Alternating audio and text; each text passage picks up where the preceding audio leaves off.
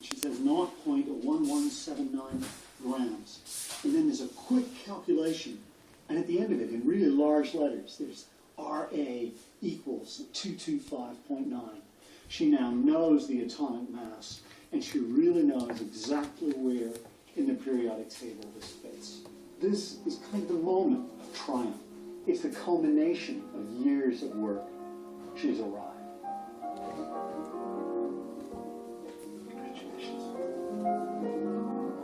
After 4 years of bone-crushingly hard work, Marie and Pierre had discovered a new element: radium.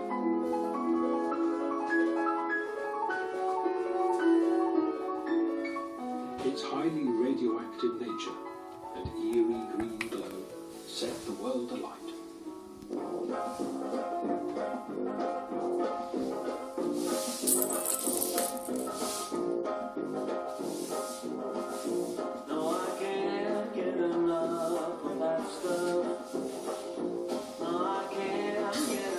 I think nowadays we're terribly aware of how dangerous radiation of any kind can be.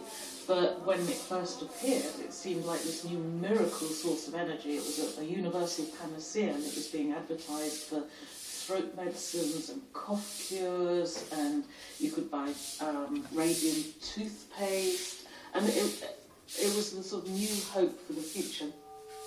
As the radium craze spread, some could still not believe the central role Marie had played in the discovery. There's this marvellous caricature that came out in Vanity Fair, and there's Marie Curie and Pierre Curie in Man of the Year, and he's there and he's holding up this great big test tube, and the radium is shining up onto his forehead, and so his forehead is glowing with genius. And she's this little diminutive figure behind him with a hand on his shoulder, sort of peering over him, and you can almost hear her saying, "Oh, Pierre, you're so clever." And so all the glory of the discovery is being attributed to him, even though it was very much a collaborative piece of work. The years of toil had paid off. In 1903, the Nobel Committee decided to honour the discoverers of radioactivity.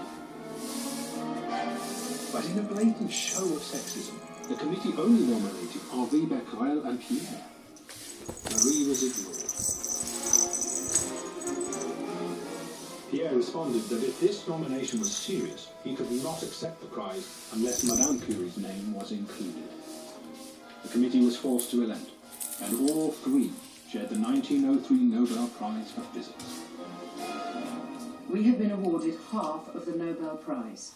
We are inundated with letters and visits by journalists and photographers. And yesterday, an American wrote asking permission to name a racehorse after me.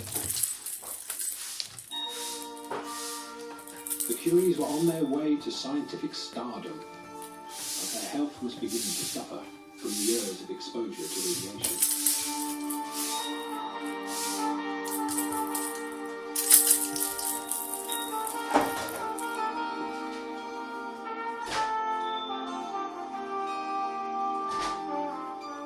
Pierre was feeling especially unwell as he left Marie on the 19th of April 1906 for a series of appointments in Paris.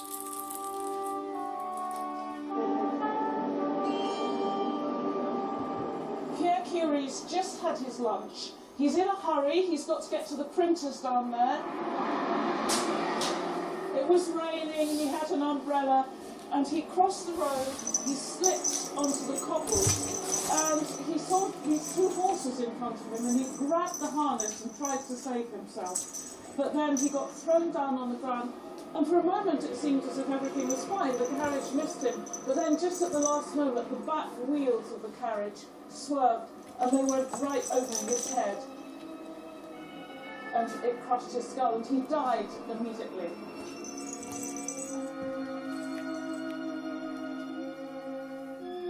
I put my head against the coffin, and, in great distress, I spoke to you.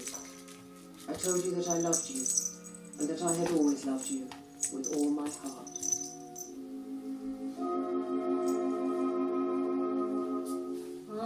Adieu, mon cœur, on te jette au mar.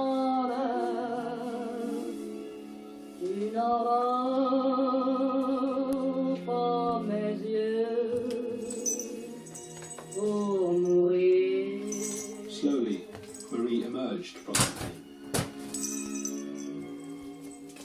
7 months after his death, she took on Pierre's professorship at the Sorbonne, supported by her closest friends.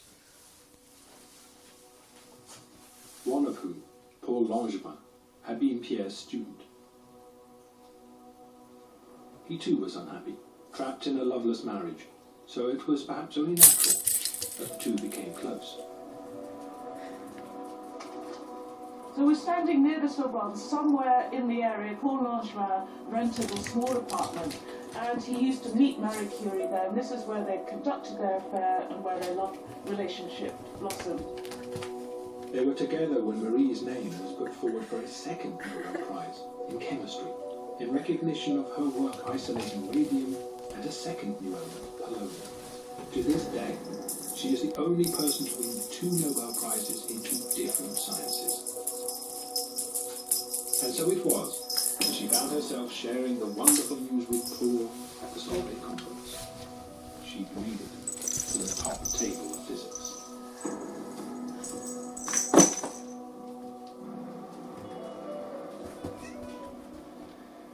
But her union with Paul was doomed. Although, in an extraordinary twist, this would not be the last Curie-Langevin relationship. Because 2 generations later, Marie's granddaughter married Paul's grandson. And to this day, her grandmother's affair remains a raw subject. It was a big problem. There was all the campaign on the newspaper. It was not only the Polish woman, but the woman taking the husband in a